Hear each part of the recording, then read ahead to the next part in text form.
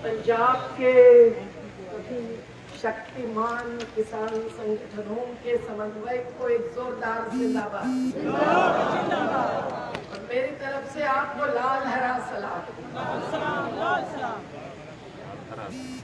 लाल हरा कहती हूँ क्योंकि हमारी सोच जितनी खून पसीने की है उतनी जल जंगल जमीन के लिए, और इन दोनों को बचाने के लिए आपके संघर्ष को मैं सलाम करने के लिए ही आई। मेरे बारे में कुछ बताने की जरूरत नहीं है।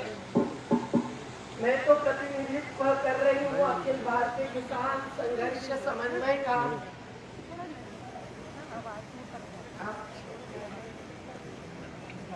सबको सुनाई दे रही ना? माइक के बिना भी मेरी आवाज सुनाई दे सकती है। और वैसे भी अभी बिजली बिल का खेल ऐसा है कि माइक के बिना ही आवाज उठाना जरूरी है। तो आज आपको सलाम करने के लिए हम आए हैं। आप जिस हौसला ही नहीं, जिस विचारधारा को, जिस एकता को और जिस जनशक्ति को लेकर पंजाब में ये आंदोलन चला रहे हैं, उसको पूरा देश और दुनिया देख रही है। और हम मानते हैं कि अभी मैं सिरसा से भी आई, हरियाणा और पंजाब की बात को, जहां सरकार को आपने चुनौती दी और पंजाब में तो झुका ही दिया, हरियाणा में झुकाने वाले हैं। यही होना चाहिए किसान राज का मकसद, क्योंकि आखिर दलीय राजनीति से आजकल कोई भी जवाब नहीं मिल रहा है। जसबीर बहन जी और ये महिला शक्ति जो है, युवा शक्ति जो आपके साथ है, उन सब के ही आधार पर जनतंत्र बच सकता है, अन्यथा नहीं बच सकता। अपन तो चाहते रहे हैं कि मेहनत कशों का तंत्र इस देश में हो, नहीं तो जन जन का मतलब क्या है? अडानी अंबानी। लेकिन आपने ये समझ ही लिया है कि जिस प्रकार से आज जनतंत्र के एक एक स्तंभ को, आप क्या बोलते हैं, उधई बोलते हैं, व्हाइट टेंट लग जाती है ना लकड़ी में,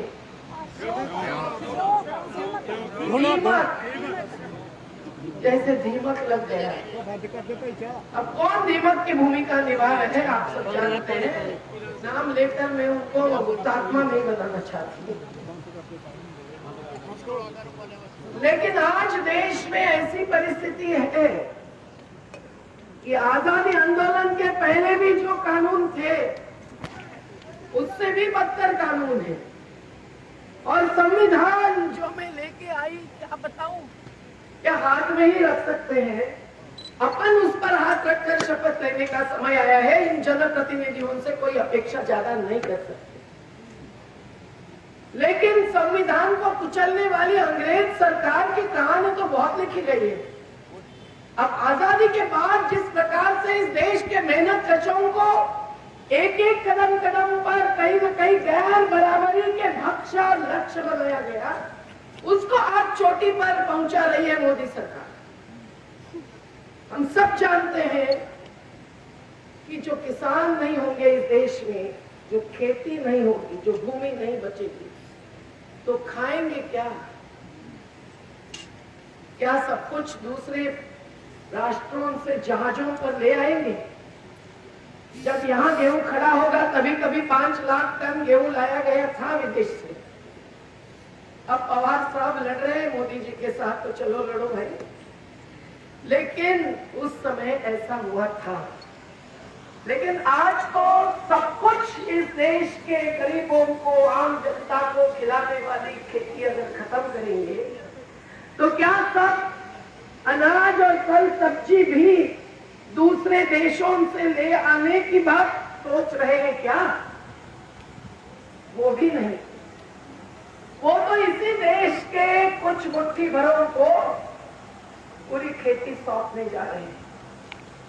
ऐसी बात तो कभी सोची नहीं थी। बहुत सोच चली है इस देश में, बहुत आंदोलन हुए किसानों के। जब वहां वोट क्लब पर महेंद्र सिंह टिकायत जी, शरद जोशी जी और नंजुंदर स्वामी जी एकत्रित थे, तब मैं भी रहती थी। कर्नाटक के नंजुंदर स्वामी जी के लाखों की रैलियों में, जन आंदोलनों के राष्ट्रीय समन्वय की हमारी योगदान की बात रहती थी। लेकिन आज वो सब टूट गया। ऐसा समझकर इन्होंने अब लूटने दिया है। तो ये लूट की छूट देने वाली सरकार और कुछ नहीं, किसान विरोधी है, यही बात उठनी चाहिए। इसलिए आप जो मुर्दाबाद का नारा दे रहे हैं, मुझे तो लगता है नरेंद्र मोदी किसान विरोधी, ये नारा भी गूंजना जरूरी है। नरेंद्र मोदी किसान विरोधी, नरेंद्र मोदी किसान विरोधी, नरेंद्र मोदी किसान विरोधी। और मजदूर भी यही कह रहे हैं, नरेंद्र मोदी मजदूर विरोधी। और खेती करने वाले हर किसी को खेतीहर कहते हैं। तो आप भी मानेंगे कि किसान मतलब केवल जमीन मालिक नहीं, जिसके हाथ मिट्टी में है वो किसान।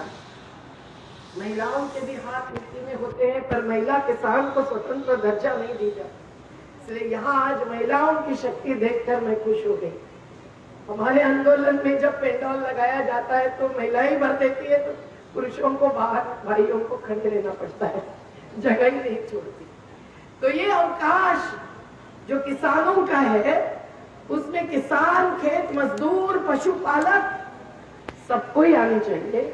अखिल भारतीय किसान संघर्ष समन्वय का 250 किसान आंदोलनों का, संगठनों का जो समन्वय है, आपने भी संसद मार्ग को घेरने में बहुत ताकत दिखाई है। हम हर बार पहचानते जाते हैं पंजाब के किसानों को और आपको सलाम करते हैं।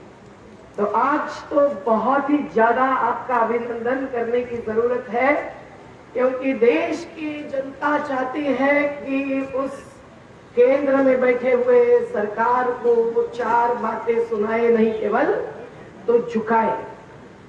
और उसकी शुरुआत आपने पंजाब से करके दिखाई। आपने जो जीत यहाँ पाई है वो जन आंदोलन की राजनीति की जीत है। मैं नहीं मानती कि ये दल या वो दल या वो दल या वो दल, दल दल के भसने से अपन जीत सकते हैं आसानी से, अपना अपना दल अपने अपने साथ।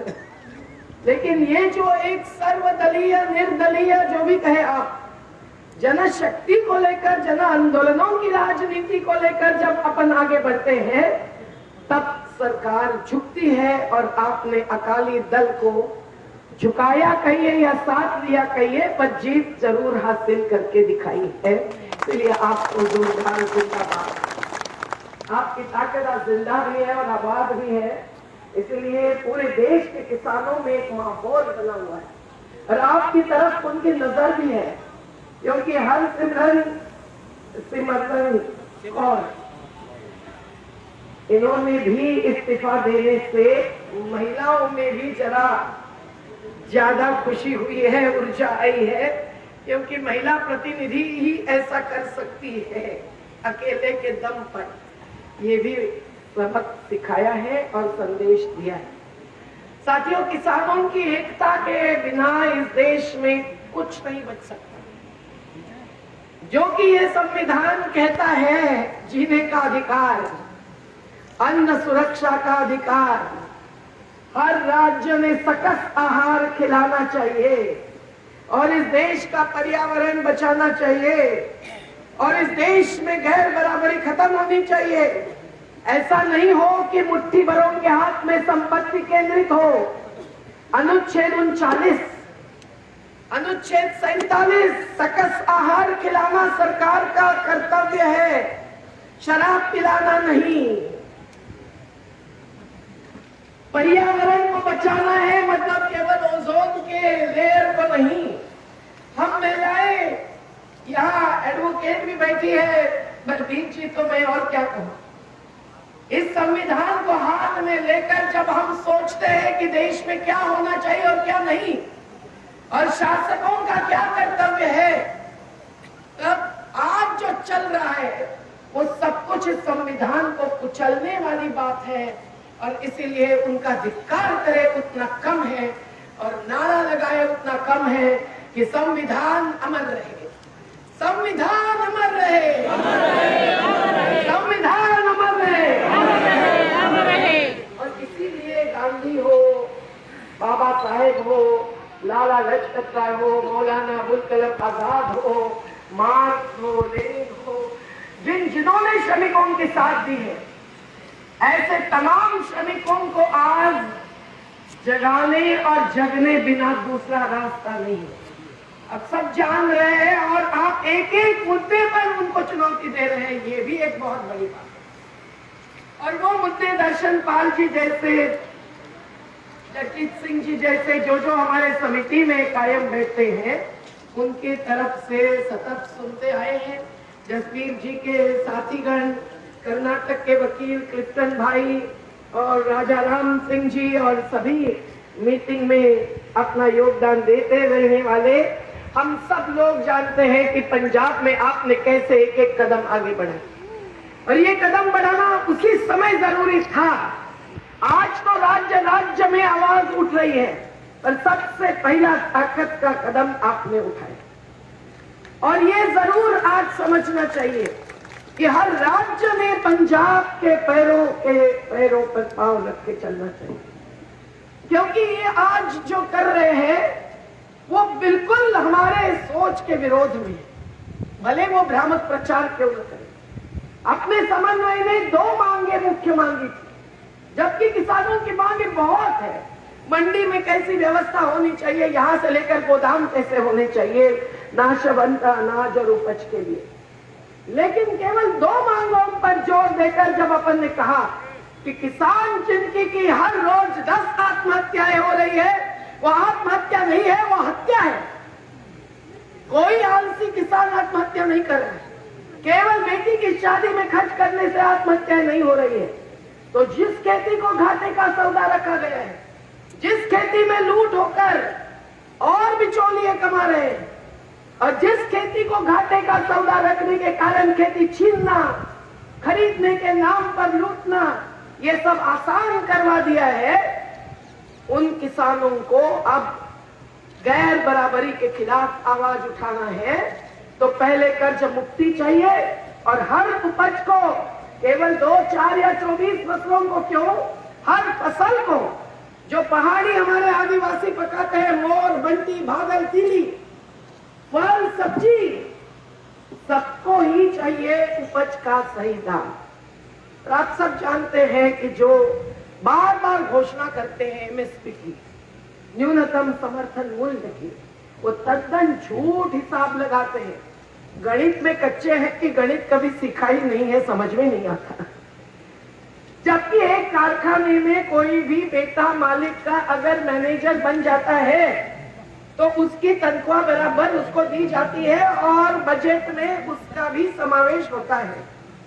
लेकिन किसान के परिवार की महिला क्या बच्चे भी काम में लग जाते हैं। वो कोई चाइल्ड लेबर नहीं है, बाल मजदूरी नहीं है, वो अप्रेंटिसशिप होती है, वो घर पे कॉटेज इंडस्ट्री होती है। लेकिन उसका श्रम, उसकी मेहनत, खास करके महिलाओं की तो कभी गिनती नहीं होती और इसके कारण झूठा हिसाब और फिर झूठा लाभ। लेकिन सभी पार्टियों ने अपने अपने मैनिफेस्टोज में, घोषणा पत्र में स्वामीनाथन आयोग की बात की और स्वामीनाथन आयोग के सिफारिश का भी गलत अर्थ सोच समझ कर निकाला। उस अर्थ में आप जान ही गए हैं, यहाँ इतना समय तक आप लग रहे हैं तो मैं और कुछ बताने की जरूरत नहीं। लेकिन लागत का हिसाब झूठ बताने से क्या हो रहा है आप देखिए। हमने जब हिसाब लगाया, हमारा नर्मदा घाटी का क्षेत्र पूरा किसानी क्षेत्र है, पंजाब हरियाणा जैसा, खेती के बिना और कुछ नहीं है और न लोग चाहते भी हैं। हाँ, खेती के उपज पर छोटी छोटी इंडस्ट्री, हार्वेस्टिंग के उद्योग, घर उद्योग, गृह उद्योग, ये हम भी चाहते हैं और आपके यहाँ भी लुधियाना और जगह जगह में देख के आए, लेकिन वो भी बहुत कम रोजगार दे सकते हैं और किसान खेती पर ही निर्भर रहते हैं। तो हमने जब हिसाब लगाया, तब सोयाबीन हो या कपास हो, 10,000 रुपए क्विंटल तक हिसाब पहुंच गया। लागत के 1.5 गुना, बस और ज्यादा कुछ नहीं चाहिए। जबकि ये बड़े बड़े अडानी, अंबानी, टाटा, बिरला, जिंदाल, मित्तल सब कितनी कमाई करते हैं? 100 गुना। अपन 1.5 गुना मांग रहे हैं, जिससे कि गैर बराबरी खत्म होगी।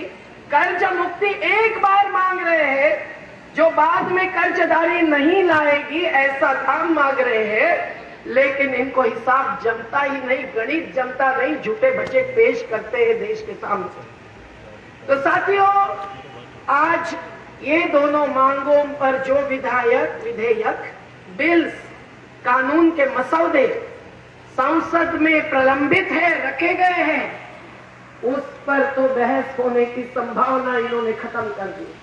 सवाल नहीं पूछने दे रहे जनप्रतिनिधियों को, तो सवाल हम नहीं करेंगे तो कौन करेगा? अब उन 2 विधेयकों को नहीं संसद सत्र में बहस में लिया, जबकि 10,000 किलोमीटर की यात्रा हो गई अपने संघर्ष समन्वय की। दर्शन पाल जी नर्मदा घाटी तक पहुंच गए, पीएम सिंह जी पहुंच गए, हर जगह राज्य, लेकिन उसके बावजूद उन दोनों विधायकों को बाजू में रखकर, जिसको राष्ट्रपति तक पहुंचाया गया था, इन सत्ताधीशों ने अपने ही 3 कानून थोपने की जो साजिश की है, उसका धिक्कार करना चाहिए। और उन कानूनों को अभी सिरसा में मैंने बताया, यहाँ भी आपके सामने रखती हूँ कि काले कानून के बदले हम गोरे कानून कहना चाहिए, क्योंकि आखिर काले लोग भी बेचारे लड़ रहे हैं अमेरिका में और कहीं, और हमको भी अमेरिका और ऑस्ट्रेलिया में काले मानकर बदनाम किया जाता है, हमले होते हैं। तो ये तो गोरे अंग्रेज सरकार के समय के कानून है, जिनके खिलाफ आजादी आंदोलन चला। कईयों ने जान ले ली जालियनवाला बाग में ही और अन्य जगह पर। लेकिन आज ये फिर से उस अंग्रेजी कानूनों को, उससे भी बदतर कानूनों को यहाँ ला रहे हैं। तो इसका विरोध करने बिना क्या रास्ता है? और इस विरोध को लॉकडाउन के चलते हुए भी बड़ी संख्या में आपने रास्ते पर नहीं, रेल पर भी उतार लिया है। तो आपकी गाड़ी आज मंजिल तक पहुंचने ही वाली है, ये निश्चित ही हमें भी लगने लगी है। और इसीलिए जिंदाबाद। साथियों, तीनों कानूनों के बारे में अब तत्काल जवाब देना चालू किया मोदी शासन ने। जो अपनी मन की बात कहते हैं, कभी जवाब नहीं देते, पत्रकारों से बात नहीं करते। लेकिन आपने देखा होगा कि ये तीनों कानून पारित करने की प्रक्रिया लोकसभा में जो चली, वो तो जनतंत्र था ही है। लेकिन जब हमने जनतंत्र की ये लोकसभा, ऐसी लोकसभाएं जगह जगह खड़ी हुई, हमारे महाराष्ट्र में, तमिलनाडु में, कर्नाटक में, आंध्र प्रदेश में, तेलंगाना में, मध्य प्रदेश में, जगह जगह पर विकेंद्रित रूप से, तब जाकर तत्काल हर एक ने जवाब दिया। राजनाथ सिंह जी बोले, नरेंद्र तोमर जी बोले, निर्मला बहन बोली, सब बोल रहे थे। और खुद मोदी जी को भी कहना पड़ा, पर क्या कहा? कहते हैं जरूर, लेकिन जो कहते हैं वो सच के सीमा पर सही साबित नहीं होता। तो इसलिए कहा गया कि एमएसपी बढ़ाएंगे। क्या एमएसपी बढ़ गया है सब जगह?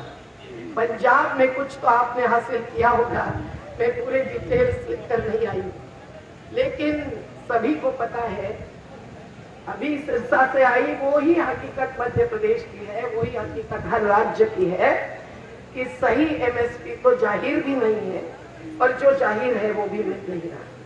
5,000 के ऊपर कहाँ मिल रहा है गेहूं का दाम भी? हमारे यहाँ तो 2,500 से शुरू हो रहा है, 2,500 से शुरू होकर 4,000 ज्यादा से ज्यादा। अब ये कह रहे थे सिरसा वाले कि हरियाणा में 4400 या 4700 तक पहुंचे। आपके यहाँ कपास, सॉरी गेहूं नहीं, कपास, वहां भी वही गलत करें। कपास, हमारी काली कपास की मिट्टी वाला क्षेत्र है, लेकिन 2,500 से गेहूं खरीदा जा रहा है। कपास क्यों नहीं? क्या मेरे बात, आपकी कपास कितने में खरीदी है? 47, वही सिरसा की बात थी। हमारे यहाँ तो 2500 से कपास ज्यादा से ज्यादा 4000 तक पहुंच गई। तो ये सब घोषणाएं गलत है। गेहूं की 1975 एमएसपी होते हुए भी 1500 से ऊपर नहीं गया गेहूं। और ये केवल लॉकडाउन नहीं है, ये क्रैकडाउन है। ये तो किसानों पर और प्रकृति की हर उपज पर, वो चाहे दूध क्यों न हो, हर बार क्रैकडाउन थोपते हैं और कम से कम लागत दिखाकर, कम से कम लाभ देकर घाटे का सौदा ही रखना चाहते हैं, ताकि जमीन हड़प सके। आज भी मैं तो कहती हूँ जम्मू कश्मीर से लेकर हर जगह जहां भी केंद्र सरकार अपना दायरा डेरा डाल रही है, वहां के प्राकृतिक संसाधनों पर उनकी नजर है और वो संसाधन हस्तांतरित करना इनका मकसद है। हर जगह का सौंदर्य ही नहीं, केवल ये हर जगह का संसाधन लूट रहे हैं। तो किसके हाथ में हस्तांतरित कर रहे हैं आप सब जानते हैं। इसीलिए एमएसपी वो नहीं देना चाहते। वो नहीं चाहते कि किसानों की अगली पीढ़ी खेती पर जीने का एक सपना देखे। वो कहे कि भाई बाबा आप जमीन बेच दो, मैं तो खेती पर नहीं जी सकता है, मैं तो एक मोटरसाइकिल नहीं खरीद सकता, मेरे बच्चों को नहीं पढ़ा सकता, तो मैं क्या खेती पर जी सकता हूँ। तो ये एक साजिश है, बहुत बड़ी साजिश है, जमीन और सब कुछ किसानों के हाथ से छीन लेने की। साथियों, इसीलिए ये जो 3 कानून है उसका तो पूरा मकसद वही है, कॉर्पोरेटीकरण। आप सब बहुत बार ये बोल चुके होंगे, कंपनियां जो कर रही है वो ईस्ट इंडिया कंपनी से भी बदतर है। और उस समय की कंपनियों से ज्यादा संख्या में कंपनियां उतर आई है। शिक्षा में तो ऊपर आई, जब डीपीईपी विश्व बैंक के पैसे से कंपनियां आई। हर अंतरराष्ट्रीय विदेशी साहूकारों का पैसा जब आता है तब शर्तों के बिना नहीं आता है। उन्होंने शिक्षा में पैसा डाला और शिक्षा का निजीकरण होने लगा। कोरोना ग्रस्तों के नाम पर 40,000 करोड़ रुपए के 9 अनुबंध मोदी सरकार ने हस्ताक्षरित किए हैं।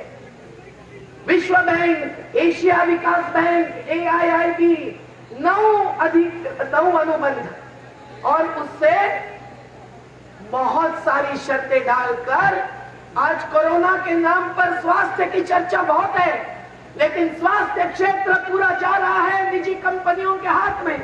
और इसीलिए पब्लिक अस्पताल मुझे पता नहीं यहाँ कितने अच्छे चल रहे हैं, जगह जगह वो मृतवत हो गए हैं और लोग कोरोना की चर्चा से अस्वस्थ हो गए हैं।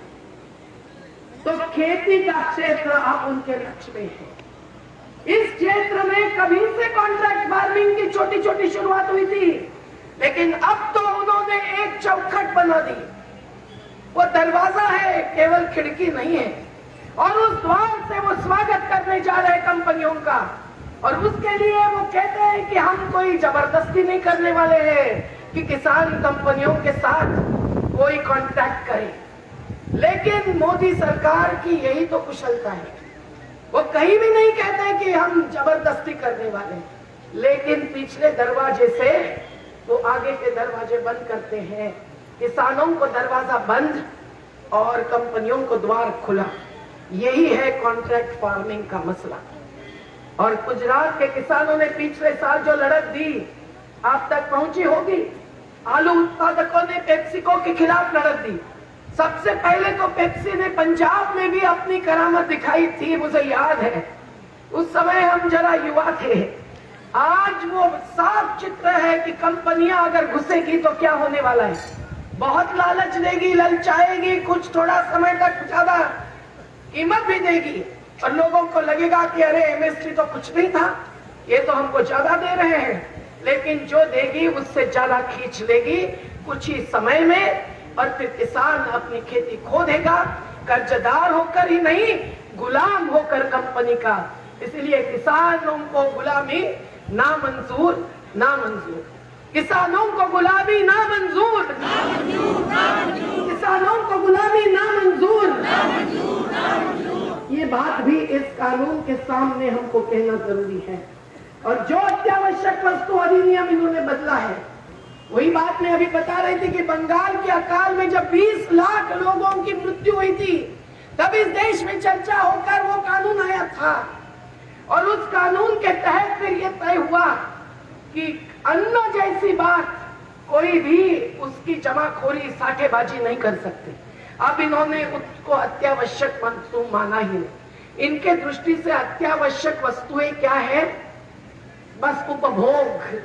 हर उपभोग की वस्तु को वो मानते हैं कि ये अति आवश्यक है, उसके बिना न विकास हो सकता है, न जीवन चल सकता है। महिलाएं जानती है कि अनाज, अन्न और पानी के सिवाय दूसरा कौन सी चीज है दुनिया में कि जो अति आवश्यक है। और इसकी जमाखोरी की छूट देना मतलब लूट की छूट दूसरे प्रकार की है। ये बड़े बड़े गोदाम आएंगे। हम कितने समय से मांग कर रहे हैं कि हर उपज, फल और सब्जी जैसी उसके लिए गोडाउन बनाई जाए, लेकिन कभी भी बजट में इसका जिक्र नहीं होता है। अब ये कह रहे हैं कि एग्रीकल्चरल इंफ्रास्ट्रक्चर, खेती के लिए जो संरचना बनानी है, उसके लिए इन्होंने कहा 10,000 करोड़ देंगे इस साल, और कुल मिलकर 1 लाख करोड़ देंगे। प्रत्यक्ष में 15 लाख करोड़ का प्लानिंग था। वो राज्य करने वाले थे, लेकिन इन्होंने वो सब बाजू में रखकर केंद्र दे रही है, दिल्ली सरकार दे रही है, ऐसा कहकर राज्य सरकारों को तो गली का रास्ता दिखा दिया और पूरी जो देश की संरचना है उसमें राज्यों को दबा दिया और राज्यों का अधिकार खत्म किया। और इसीलिए अकाली दल ने जो समय पर समझ लिया, उसके लिए उनका भी हम अभिनंदन करते हैं। अगर वो नहीं करते इस बार तो आप जीत जाते पर वो हार जाते।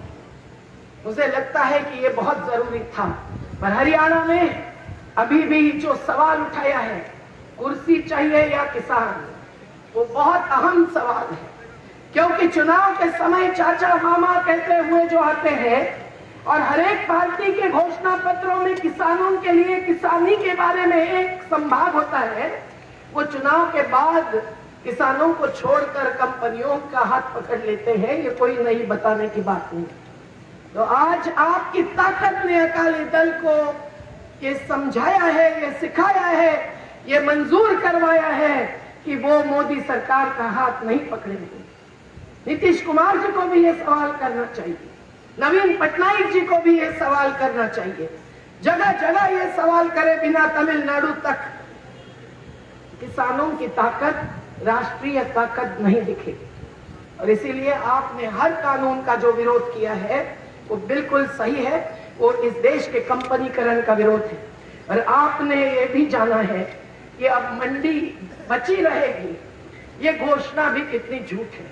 मैं बताऊं, हमारे क्षेत्र में 1 नंबर की जो मंडी है उसके अध्यक्ष भारतीय जनता पार्टी के प्रमुख कार्यकर्ता हैं। उन्होंने अभी मुझे कहा हमारी मंडी नहीं बचने वाली है। हर मंडी के लोगों को यह मालूम है, पर पार्टी के जंजाल में फंसकर जो भ्रमित हो रहे हैं और भ्रमित कर रहे हैं, उनको सबक सिखाने का रास्ता आपने सही अपनाया है। आपने जिसको पकड़ा है वो कौन है? Don't rely on Reliance. ये जिस घोषणा से देश में आवाज घूमनी चाहिए, वो आवाज आपने घुमाई है। मैं आपको सलाम करती हूँ। रिलायंस को पकड़ना बहुत जरूरी है और खुलेआम बोलना जरूरी है।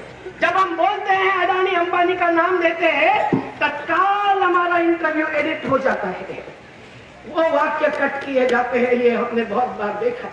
पर वो हिम्मत जरूरी है। बंबई में रिलायंस का 27 मंजिली बंगला, जिसमें 27 लोग भी नहीं रहते हैं, कुत्ते कितने रहते हैं मुझे पता नहीं, लेकिन हमारे बंबई के गरीब लोग जिनको 10 बाय 15 का कमरा नहीं मिलता है, जो ही ये हाई राइज बिल्डिंग्स बनाते हैं, उनको लेकर एक बार उस अंटोलियो बंगलों के सामने खड़े रहना, ये भी हमें जरूरी लगता है। आपने वो करके दिखाया है पंजाब में, जगह जगह मॉल्स के सामने, टोल के सामने, और जियो की सिम भी निकालने का काम किया है। तो आपको जिंदाबाद जिंदाबाद जिंदाबाद। मैं बहुत खुश हो गई जब मैंने ये सुना। अर्थात वो सब मुफ्त करेंगे। जियो ने पहले इतनी कमाई की है कि कुछ महीने मुफ्त करने की दानत वो दिखाएंगे। तो लानत नहीं होगी, वो लालच होगी, क्योंकि उन्होंने पहले ही पूरा अवकाश अपने कब्जे में लिया है। वो बीएसएनएल के मजदूर केरल में, बंगाल में, हर जगह, मुंबई में लड़ रहे बेचारे। 20-20 हजार लोगों की नौकरियां गई है।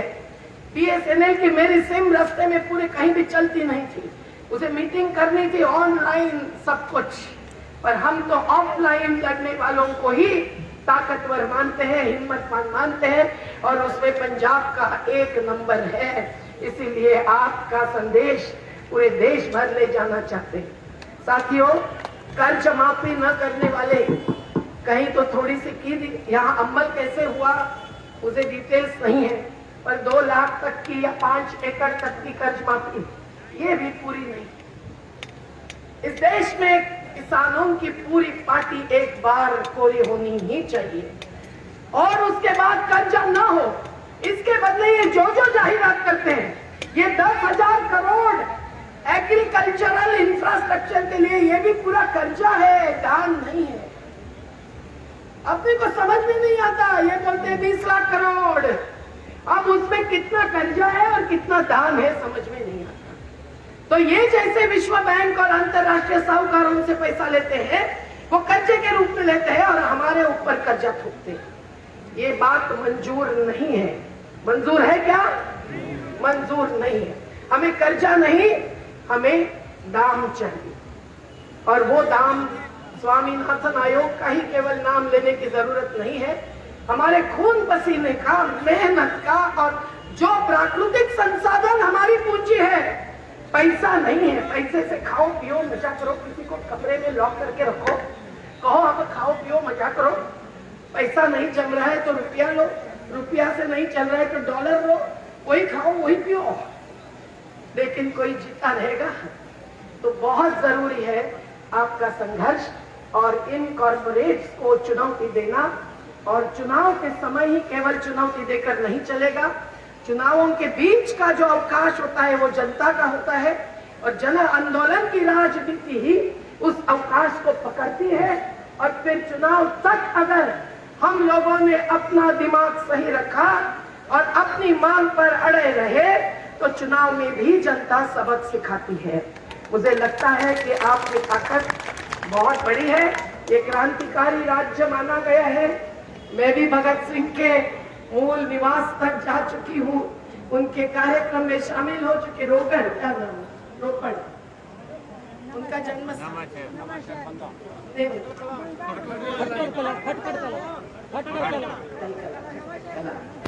और वो मुझे लगता है कि बहुत महत्व की बात है। हम किस प्रकार से उस शहादत को याद करें, जो गांधी की हो या भगत सिंह की हो, वो सब एक ही है हमारे लिए। आज उनका मार्गदर्शन यही बताता है कि इस देश में मेहनत का सम्मान हो, केवल पूंजी का नहीं, और इसके लिए आपका आंदोलन जरूरी है। आज पंजाब की सरकार आपके साथ दे रही है। आपने आगे बढ़ाना चाहिए, और हर राज्य में आप लोगों ने पहुंचना चाहिए, और आप लोगों ने हर सरकार के साथ, कम से कम भाजपा छोड़कर जहां जहां सरकार है, आप आइए महाराष्ट्र में, हम आपका स्वागत करेंगे। एक जत्था केवल कार सेवा में चलता है वैसे है। आप आइए बंगाल में, हम ममता जी से मिलवा देंगे। आप जाइए वामपंथी जहां भी है उनके साथ केरल में, और हम वहां भी आपको पहुंचा देंगे। और आप जानते ही हैं कि अब तो हमारा मकसद होना ही चाहिए। इसमें संशोधन की मांग अगर हम करेंगे ईच बीच की तो नहीं चलेगा।